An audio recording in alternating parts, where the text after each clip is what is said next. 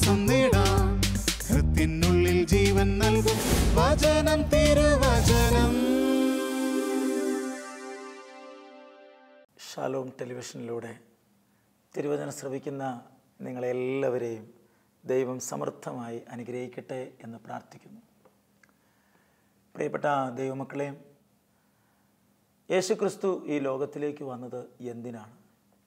അനേകം ഉത്തരം നമുക്ക് പറയാനുണ്ട്. എങ്കിലും മർക്കോസിൻ്റെ സുവിശേഷം 1-ാം അധ്യായം 14-15 നാം ഇങ്ങനെ വായിക്കും: സമയം പൂർത്തിയായിരിക്കുന്നു, ദൈവരാജ്യം സമീപിച്ചിരിക്കുന്നു, അനുതപിച്ച് സുവിശേഷത്തിൽ വിശ്വസിക്കുവിൻ. ദൈവരാജ്യത്തെക്കുറിച്ച് പ്രസംഗിച്ചുകൊണ്ടാണ് കർത്താവ് ഈ ലോകത്തിലേക്ക് വന്നത്. നമ്മുടെ കർത്താവ് ഏറ്റവും അവസാനം പറഞ്ഞ വാക്ക് എന്താണെന്ന് നിങ്ങൾ ചിന്തിച്ചിട്ടുണ്ടോ? നമ്മുടെ കർത്താവ് ഈ ലോകത്തിൽ വന്ന് ഏറ്റവും അവസാനം പറഞ്ഞ വാക്കുകൾ അപ്പസ്തോല പ്രവർത്തനങ്ങൾ 1-ാം അധ്യായം 8 മുതലുള്ള വാക്യങ്ങളിൽ നമ്മളിങ്ങനെ വായിക്കും: പരിശുദ്ധാത്മാവ് നിങ്ങളുടെ മേൽ വരുമ്പോൾ നിങ്ങൾ ശക്തി പ്രാപിക്കും. ജെറുസലേമിലും യൂദയായിലും സമറിയായിലും ലോകത്തിൻ്റെ അതിർത്തികൾ വരെയും നിങ്ങളെനിക്ക് സാക്ഷികളായിരിക്കും. ഇത് പറഞ്ഞു കഴിഞ്ഞപ്പോൾ അവർ നോക്കി നിൽക്കെ അവൻ ഉന്നതങ്ങളിലേക്ക് സംവഹിക്കപ്പെട്ടു. ഒരു മേഘം വന്ന് അവനെ മറച്ചു. 2 ദൂതന്മാർ താഴേക്ക് ഇറങ്ങി വന്നു. അല്ലയോ ഗലീലിയരെ, നിങ്ങളെന്തിനാണ് മുകളിലേക്ക് നോക്കി നിൽക്കുന്നത്? മുകളിലേക്ക് പോയ ഈശോ അതുപോലെ തന്നെ താഴേക്ക് വരും. പ്രിയപ്പെട്ട ദൈവമക്കളെ, കർത്താവ് ഏറ്റവും അവസാനം പറഞ്ഞത് പരിശുദ്ധാത്മാവ് നിറയാൻ വേണ്ടിയിട്ടാണ്. പരിശുദ്ധാത്മാവ് നിറയാതെ ജെറുസലേം വിട്ട് പോകരുത് എന്നുകൂടി കർത്താവ് പറഞ്ഞു. ലൂക്കായുടെ സുവിശേഷത്തിൻ്റെ 24:49 നാം ഇങ്ങനെ വായിക്കും: എൻ്റെ പിതാവിൻ്റെ വാഗ്ദാനം ഞാൻ നിങ്ങളുടെ മേൽ അയക്കുന്നു. ഉന്നതത്തിൽ നിന്ന് ശക്തി ധരിക്കുന്നത് വരെയും നിങ്ങൾ ഈ നഗരത്തിൽ തന്നെ വസിക്കുവിൻ. നിങ്ങൾ ജെറുസലേം വിട്ട് പുറത്തു പോകരുത്. എൻ്റെ പിതാവിൻ്റെ വാഗ്ദാനം, ഉന്നതത്തിൻ്റെ ശക്തി, പരിശുദ്ധാത്മ ശക്തി നിങ്ങളുടെ മേൽ കടന്നു വരും. അപ്പോൾ ഈ ശക്തിക്ക് വേണ്ടിയാണ് നമ്മൾ കാത്തിരിക്കുന്നത്. ചുരുക്കി പറഞ്ഞു കഴിഞ്ഞാൽ, ഈശോ ഈ ലോകത്തിലേക്ക് വന്നത് നമുക്ക് പരിശുദ്ധാത്മാവിനെ തരാനാണ്. അപ്പോൾ കർത്താവിൻ്റെ ആദ്യത്തെ പ്രസംഗം സമയം പൂർത്തിയായിരിക്കുന്നു, ദൈവരാജ്യം സമീപിച്ചിരിക്കുന്നു. എന്താണ് ദൈവരാജ്യം? യോഹന്നാൻ്റെ സുവിശേഷം 3:3 നാം ഇങ്ങനെ വായിക്കും: ജലത്താലും ആത്മാവിനാലും വീണ്ടും ജനിക്കുന്നില്ല എങ്കിൽ ഒരുവനും ദൈവരാജ്യത്തിൽ പ്രവേശിക്കുകയില്ല. എന്താണ് ദൈവരാജ്യം? 1 കൊറിന്തോസ് 6:10 അനീതി പ്രവർത്തിക്കുന്നവർ ദൈവരാജ്യം അവകാശമാക്കുകയില്ല. ഗലാത്യർക്ക് എഴുതിയ ലേഖനം 5-ാം അധ്യായം 19 മുതലുള്ള വാക്യങ്ങൾ: വ്യഭിചാരം, അശുദ്ധി, ദുർവൃത്തി, വിഗ്രഹാരാധന, ആഭിചാരം, ശത്രുത, കലഹം, മാത്സര്യം, ഭിന്നത, വിഭാഗീയ ചിന്ത, വിദ്വേഷം, മദ്യപാനം, മധുരോത്സവം ഇവയും ഇദൃശ്യമായ മറ്റു പ്രവൃത്തികളിലും ഏർപ്പെടുന്നവർ ദൈവരാജ്യം അവകാശമാക്കുകയില്ല. എന്താണ് ദൈവരാജ്യം? എന്താണ് ദൈവരാജ്യം? മത്തായിയുടെ സുവിശേഷത്തിൻ്റെ 6:33 കർത്താവ് ഇങ്ങനെ പറഞ്ഞു: നിങ്ങൾ ആദ്യം അവിടുത്തെ രാജ്യവും അവിടുത്തെ നീതിയും അന്വേഷിക്കുവിൻ, ദൈവരാജ്യം അന്വേഷിക്കുവിൻ, അതോടൊപ്പം മറ്റുള്ളവയെല്ലാം കൂട്ടിച്ചേർത്ത് തരപ്പെടും. എന്താണ് ദൈവരാജ്യം? അതിലുത്തരം റോമാക്കാർക്ക് എഴുതിയ ലേഖനം 14:17 നാം വായിക്കും: ദൈവരാജ്യം എന്ന് പറഞ്ഞാൽ അത് ഭക്ഷണമോ പാനീയമോ അല്ല, അത് നീതിയും സമാധാനവും പരിശുദ്ധാത്മാവിലുള്ള സന്തോഷവും അത്രേ. ദൈവരാജ്യ അനുഭവം എന്ന് പറഞ്ഞാൽ അത് പരിശുദ്ധാത്മാവിലുള്ള ജീവിതമാണ്. അത് തിന്നുമ്പോഴും കുടിക്കുമ്പോഴും കിട്ടുന്നൊരു സന്തോഷമല്ല പ്രിയരെ. തിന്നുമ്പോഴും കുടിക്കുമ്പോഴും ഒരു സന്തോഷമുണ്ട്, മദ്യപിക്കുമ്പോൾ സന്തോഷമുണ്ട്, പുകവലിക്കുമ്പോൾ സന്തോഷമുണ്ട്. ഏത് പാപത്തിനും അതിൻ്റേതായ ചില സന്തോഷമുണ്ടെന്ന് ഹെബ്രായർ 11:25 നാം വായിക്കുന്നുണ്ട്. പാപത്തിൻ്റെ നൈമിഷിക സുഖം. അപ്പോൾ തിന്നുമ്പോഴും മദ്യപിക്കുന്ന വ്യക്തി പറയാറില്ലേ, മദ്യപാനം ഒരു സന്തോഷമല്ലെന്ന് ആര് പറഞ്ഞു? മദ്യപിക്കും, അതിനൊരു സന്തോഷമുണ്ട്. പക്ഷെ അത് ശരിയായൊരു സന്തോഷമല്ലല്ലോ. ഇപ്പോൾ ഈശോ പ്രത്യക്ഷപ്പെട്ട അവസരത്തിൽ, അല്ല ഈശോ ജനിച്ച അവസരത്തിൽ ദൈവദൂതൻ പ്രത്യക്ഷപ്പെട്ട് പറയുന്ന വാക്ക് എന്താണ്? ഇതാ സകല ജനത്തിനും വേണ്ടുന്ന വലിയ സന്തോഷത്തിൻ്റെ സദ്വാർത്ത. ദാവീദിൻ്റെ പട്ടണത്തിൽ നിങ്ങൾക്കായി ഒരു രക്ഷകൻ കർത്താവായ ക്രിസ്തു ജനിച്ചിരിക്കുന്നു. വലിയ സന്തോഷത്തിൻ്റെ സദ്വാർത്ത, അത് ക്രിസ്തുവാണ്. മദ്യപിക്കുന്ന ഒരു ഭർത്താവ് മദ്യപിച്ച് വീട്ടിലേക്ക് വരുമ്പോൾ ഭാര്യയും മക്കളും ഇങ്ങനെ പറയുമോ, അതാ നമ്മുടെ അപ്പച്ചൻ മദ്യപിച്ച് വരുന്നു, നമുക്ക് സന്തോഷിക്കാവുന്ന? മദ്യപാനം മറ്റുള്ളവർക്ക് സന്തോഷം നൽകുന്നില്ലല്ലോ. ഞാൻ മദ്യപിക്കുന്ന വഴി വേറൊരാൾക്ക് സന്തോഷമല്ല, അവർക്ക് നമ്മളോട് വെറുപ്പും ദേഷ്യവുമാണ് ഉണ്ടാകുന്നത്, സങ്കടമാണ് ചിലർക്കുണ്ടാകുന്നത്. ചിലർ മനസ്സ് ഭാരപ്പെടുക, ഇങ്ങനെയായി പോയല്ലോ എന്നോർത്ത് വിഷമിക്കുകയാണ് ചെയ്യുന്നത്. അപ്പം ഞാൻ പറഞ്ഞു വരുന്ന കാര്യം ഇതാണ്, പ്രിയപ്പെട്ട ദൈവമക്കളെ, ദൈവരാജ്യം എന്ന് പറഞ്ഞാൽ തീറ്റയോ കുടിയോ അല്ല. പോട്ടെ വന്ന് ധ്യാനം കൂടുന്നോടം വരെ ധാരാളം മദ്യപിച്ചിട്ടുണ്ട്, കഞ്ചാവ് വലിച്ചിട്ടുണ്ട്. ഞാൻ 19 വയസ്സ് വരെയും ചെറുപ്പം മുതൽ തുടങ്ങിയത്. കഞ്ചാവ് വലിക്കുമ്പോൾ അതിൻ്റെ ഒരു സന്തോഷം ഉണ്ടായിരുന്നു, മദ്യപിക്കുമ്പോൾ അതിൻ്റെ ഒരു സന്തോഷം ഉണ്ടായിരുന്നു. ഞാനതിനെ വ്യാഖ്യാനിക്കുന്നത് ഇങ്ങനെയാണ്, പൊട്ടക്കിണറ്റിലെ തവളയുടെ സന്തോഷം പോലെയാണ് അത്. ഞാൻ വിചാരിച്ചിരുന്നത് രാവിലെ മുതൽ വൈകുന്നേരം വരെ ജോലി ചെയ്യുമ്പോൾ ഒരു കുപ്പി മദ്യം വാങ്ങിച്ച് കൂട്ടുകാരോടൊത്ത് സന്തോഷിക്കുന്നതാണ് ജീവിതത്തിൻ്റെ ഏറ്റവും വലിയ സന്തോഷമെന്ന് ഞാൻ കരുതിയിട്ടുണ്ട്. ജീവിതത്തിൻ്റെ ഏറ്റവും വലിയ സന്തോഷം അതാണെന്ന്. അത് അജ്ഞതയുടെ കാലഘട്ടം, അറിവില്ലായ്മയുടെ കാലഘട്ടം. സന്ധ്യപ്രാർത്ഥന പോലും മദ്യപിച്ചതിന് ശേഷമാണ് എൻ്റെ കുടുംബത്തിൽ പലപ്പോഴും നടത്തിയിരുന്നത്. എന്നാലും കുടുംബ പ്രാർത്ഥന മുടക്കുന്നില്ല.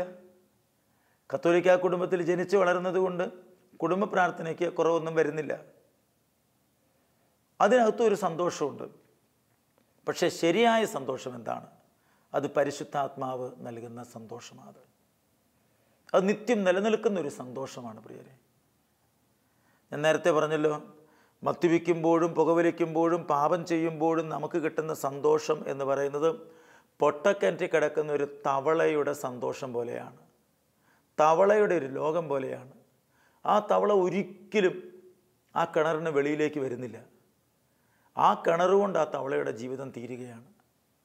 എന്നാൽ ആ കിണറിൻ്റെ വെളിയിൽ വിശാലമായ ഒരു ലോകമുണ്ടെന്ന്, കണ്ണെത്താത്ത ദൂരത്ത് ഒരു ലോകമുണ്ടെന്ന്,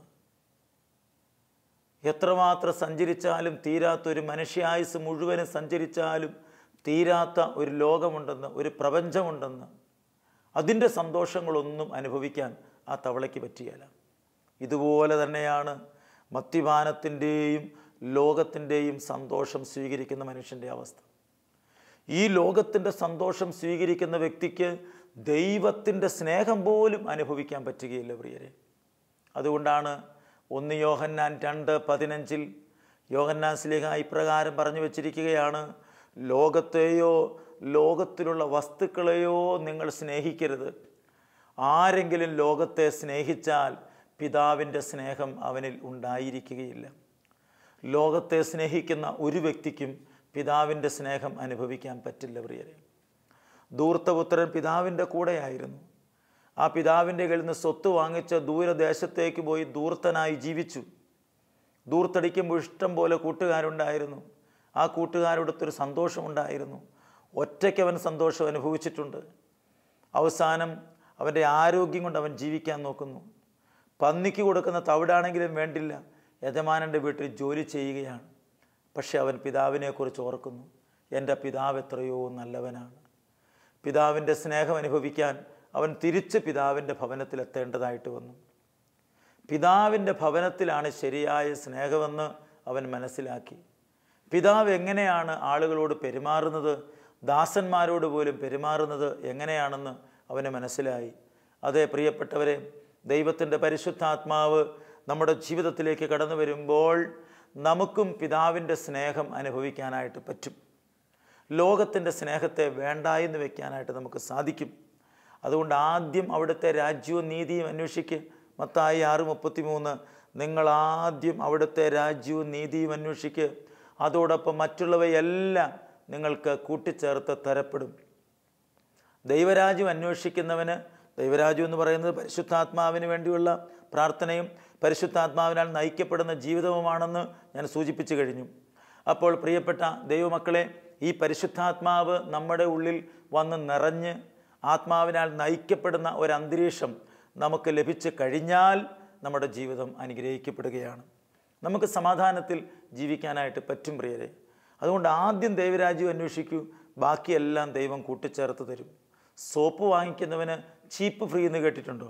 ദൈവരാജ്യം അന്വേഷിക്കുന്നവന് ബാക്കിയെല്ലാം ദൈവം ഫ്രീ ആയി കൊടുക്കുന്നതാണ്. എല്ലാം ഭൗതികമായ വസ്തുക്കൾക്ക് വേണ്ടി അധികം കരയേണ്ട പ്രിയരെ. ദൈവരാജ്യം പരിശുദ്ധാത്മാവിൻ്റെ നിറവാണെങ്കിൽ ദൈവരാജ്യത്തെ അന്വേഷിക്കുക എന്ന് പറഞ്ഞാൽ ദൈവത്തെ അന്വേഷിക്കുക എന്ന് തന്നെയാണ് അർത്ഥം. ബൈബിളിൽ സങ്കീർത്തനക്കാരൻ പറയുന്നുണ്ട്, ദൈവം സ്വർഗത്തിലിരുന്ന് മനുഷ്യ മക്കളെ നോക്കുന്നു, തന്നെ തേടുന്ന ജ്ഞാനികളുണ്ടോ എന്ന് അവിടുന്ന് ആരായുന്നു. സങ്കീർത്തനം 53:2. ദൈവം സ്വർഗത്തിലിരുന്ന് മനുഷ്യ മക്കളെ നോക്കുന്നു, തന്നെ തേടുന്ന ജ്ഞാനികളുണ്ടോ എന്ന് അവിടുന്ന് ആരായുന്നു. ദൈവത്തെ അന്വേഷിക്കുന്നവരെയാണ് ദൈവം അന്വേഷിക്കുന്നത്. ഈ ടി വിയുടെ മുമ്പിലിരിക്കുന്ന പ്രിയപ്പെട്ട സഹോദര സഹോദരി, നിങ്ങൾ ദൈവത്തെ അന്വേഷിക്കാൻ തയ്യാറായാൽ, ദൈവത്തെ സ്വന്തമാക്കാൻ ആഗ്രഹിച്ചാൽ എല്ലാം ദൈവം നിങ്ങൾക്ക് തരും. ജോലിയോ വീടോ വണ്ടിയോ വസ്തുവോ എന്തു വേണം, എല്ലാം ദൈവം തരും. അതുകൊണ്ട് ദൈവരാജ്യം അന്വേഷിക്കണം. ഞാൻ ഗൾഫിൽ ഒരു സ്ഥലത്ത് ധ്യാനിപ്പിക്കാനായിട്ട് പോയപ്പോൾ ഒരു സഹോദരൻ സംസാരിക്കാൻ വന്നിട്ട് എന്നോട് ഇങ്ങനെ പറഞ്ഞു, 13 ഡ്രൈവിംഗ് ടെസ്റ്റ് നടത്തിയതാണ്, എല്ലാത്തിലും ഞാൻ പരാജയപ്പെട്ടു പോയി, മുന്നോട്ട് പോകാനായിട്ട് പറ്റുന്നേയില്ല, ഇതും കൂടെ പരാജയപ്പെട്ടാൽ ഞാൻ തിരിച്ചു പോകണം. 50,000 രൂപ കടമെടുത്ത് ഞാൻ വന്നതാണ്, അത് തിരിച്ചു കൊടുക്കാൻ ഒരു വഴിയും ഞാൻ കാണുന്നില്ല. 10-18 വർഷം മുമ്പാണ് ഈ സംഭവം.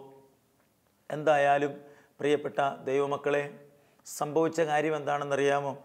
ഞാൻ ആ മനുഷ്യനോട് ഇപ്രകാരം പറഞ്ഞു, ആ സഹോദരനോട്, ഒരിക്കലെങ്കിലും ഈ ഡ്രൈവിംഗ് ടെസ്റ്റിന് പോകുമ്പോൾ പരിശുദ്ധാത്മാവിനോട് സംസാരിച്ചിട്ടുണ്ടോ? പരിശുദ്ധാത്മാവിനെ കൂട്ടിക്കൊണ്ടു പോയിട്ടുണ്ടോ? പരിശുദ്ധാത്മാവെ, നീ എൻ്റെ കൂടെ വരണം, കാരണം പരിശുദ്ധാത്മാവ് സഹായകനാണ്. യോഹന്നാൻ്റെ സുവിശേഷം 14-ാം അധ്യായം 16 മുതലുള്ള വാക്യങ്ങൾ. പരിശുദ്ധാത്മാവ് സഹായകനാണ്. പരിശുദ്ധാത്മാവെ, നാളെ ഡ്രൈവിംഗ് ടെസ്റ്റിന് എന്നെ സഹായിക്കണം എന്ന് പറയണം. അദ്ദേഹം പ്രാർത്ഥിച്ചു. ഞാൻ ദുബായ് സെൻറ്റ് മേരീസ് പള്ളിയിൽ നിന്ന് പിറ്റേ ദിവസം കുർബാന കഴിഞ്ഞ് ഇറങ്ങുമ്പോൾ എനിക്കൊരു ഫോൺ സന്ദേശം. ആ ഫോണിൽ അദ്ദേഹം എന്നെ വിളിച്ച് പറയുകയാണ്, ബ്രദറെ പ്രൈസ് ദ ലോർഡ്. ആദ്യം പറഞ്ഞ വാക്കതാ, ബ്രദറെ പ്രൈസ് ദ ലോർഡ്. രണ്ടാമത്തെ വാക്കെന്നാ പറഞ്ഞെന്നറിയാമോ? പരിശുദ്ധാത്മാവ് എൻ്റെ ടെസ്റ്റ് പാസ്സാക്കി തന്നു. പ്രിയപ്പെട്ട ദൈവമക്കളെ, നാളെ ആ സഹോദരന് ഒരു പ്രശ്നമുണ്ടാകുമ്പോൾ ഇനി എൻ്റെ ഫോൺ നമ്പർ തപ്പി കണ്ടുപിടിക്കേണ്ട കാര്യമുണ്ടോ? അവൻ എന്നെ അന്വേഷിച്ച് കണ്ടുപിടിക്കണോ? അവനെ സഹായിക്കുന്ന ഒരു വ്യക്തിയെ കണ്ടെത്തി കഴിഞ്ഞിരിക്കുന്നു. അത് പരിശുദ്ധാത്മാവാണ്. പരിശുദ്ധാത്മാവിനെ നമ്മളെ സഹായിക്കാനായിട്ട് പറ്റും. ഞാൻ മറ്റൊരു സംഭവം കൂടെ പറയട്ടെ.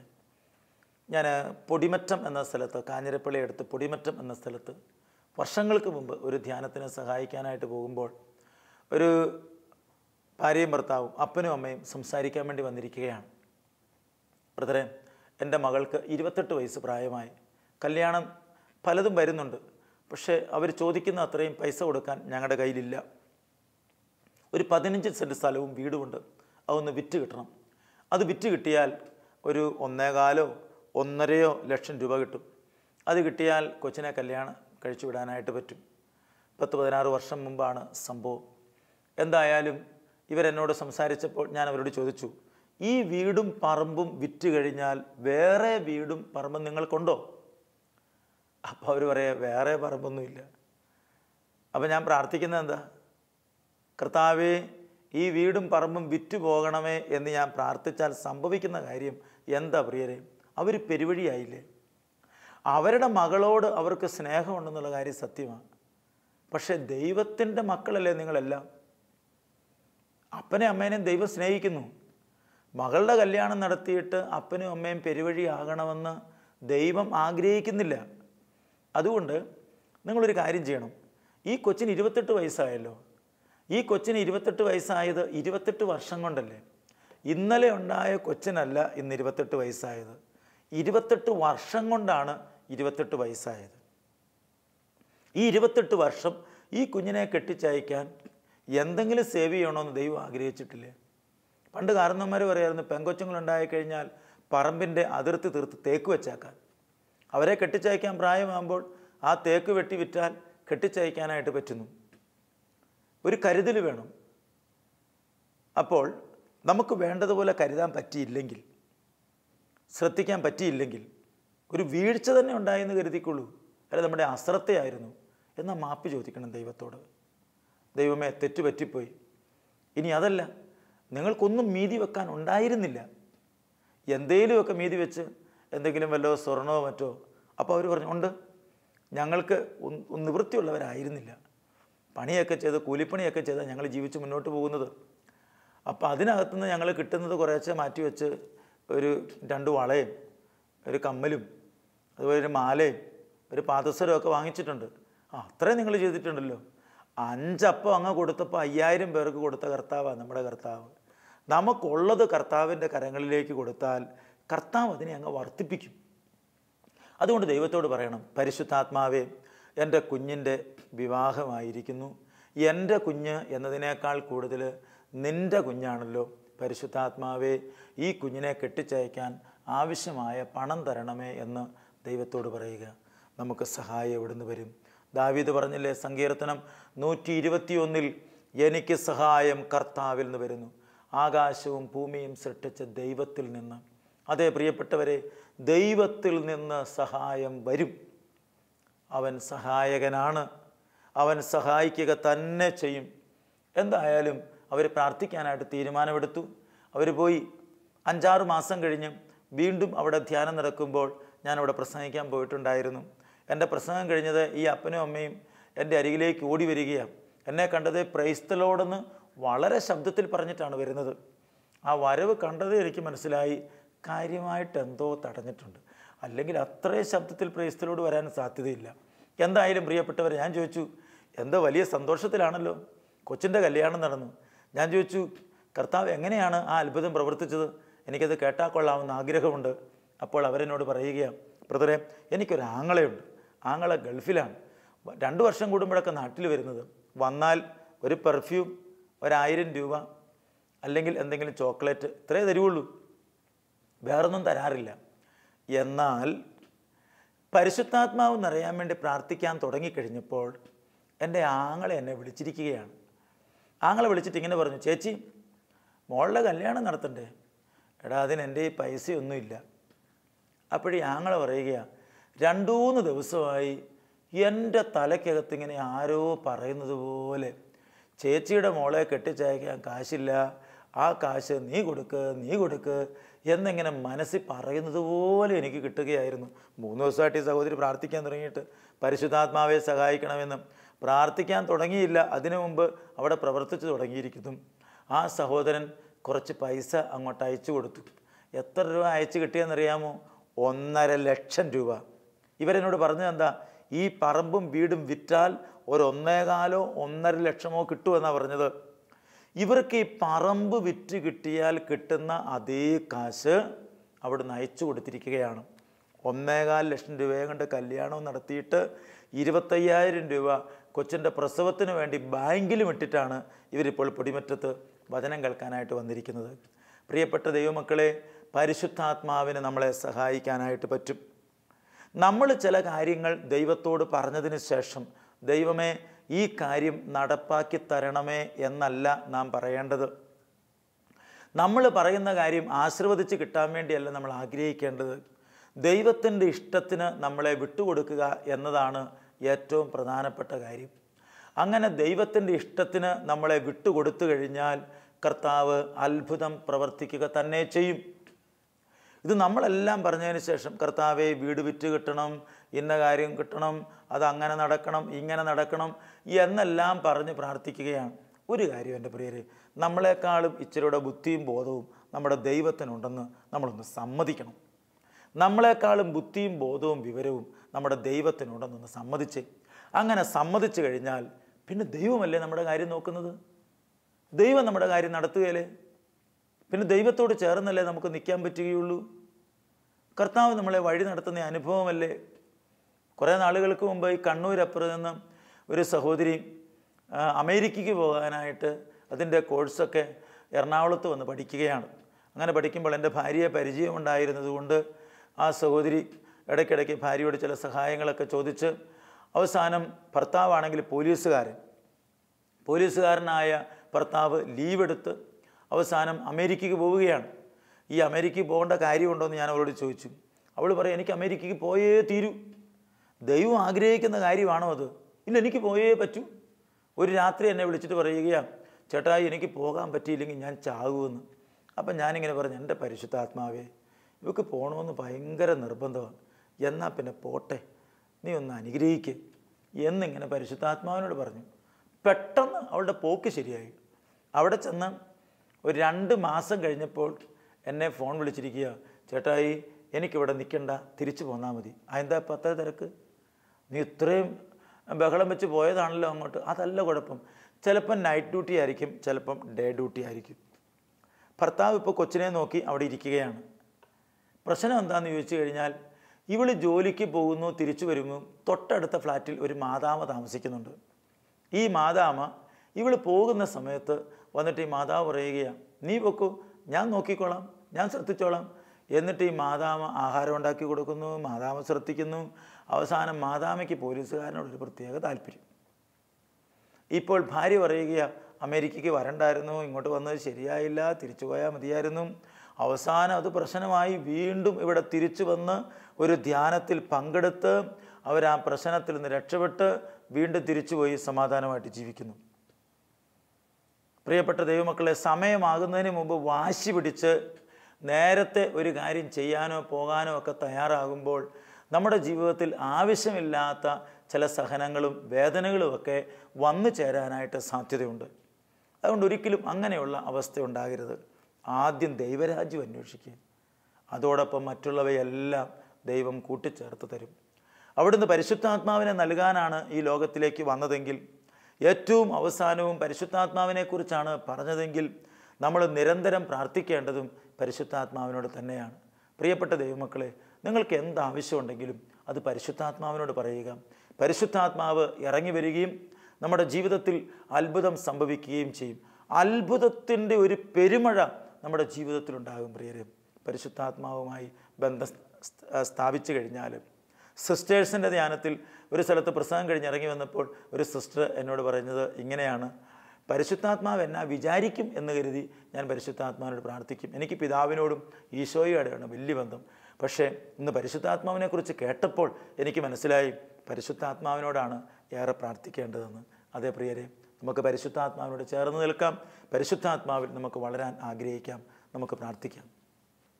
കർത്താവേ, കരുണയുള്ള നല്ല ദൈവമേ, ഈശോ ഈ ലോകത്തിലേക്ക് വന്നത് പരിശുദ്ധാത്മാവിനെ തരാനാണ്. പിന്നെ ഏറ്റവും അവസാനവും പറഞ്ഞത് അതുതന്നെയാണ്, നിങ്ങൾ പരിശുദ്ധാത്മാവിനെ സ്വീകരിക്കുവിൻ, ജെറുസലേം വിട്ടു പോകരുത്, പിതാവിൻ്റെ വാഗ്ദാനം കാത്തിരിക്കുവിൻ, ഉന്നതത്തിൽ നിന്ന് ശക്തി ധരിക്കുന്നതുവരെയും നിങ്ങൾ നഗരത്തിൽ തന്നെ വസിക്കുവിൻ. ജെറുസലേമിലെ യൂദയായാലും സമറിയായാലും ലോകത്തിൻ്റെ അതിർത്തികൾ വരെയും നിങ്ങൾ എനിക്ക് സാക്ഷികളായിരിക്കും. കർത്താവെ, അങ്ങേക്ക് സാക്ഷ്യം വഹിക്കാൻ, അങ്ങേക്ക് വേണ്ടി നിലകൊള്ളുവാൻ, ദൈവരാജ്യത്തിന് വേണ്ടി പ്രവർത്തിക്കുവാൻ ഞങ്ങൾക്ക് ഓരോരുത്തർക്ക് ശക്തി തരണമേ. തിരുവചനം ശ്രവിക്കുന്ന എല്ലാ മക്കളെയും പരിശുദ്ധാത്മാവിനെ നിറച്ച് അഭിഷേകം ചെയ്ത് ഉയർത്തണമെന്ന് ഞാൻ പ്രാർത്ഥിക്കുന്നു. നിത്യം പിതാവും പുത്രനും പരിശുദ്ധാത്മാവുമായ സർവേശ്വര എന്നേക്കും ആമേൻ.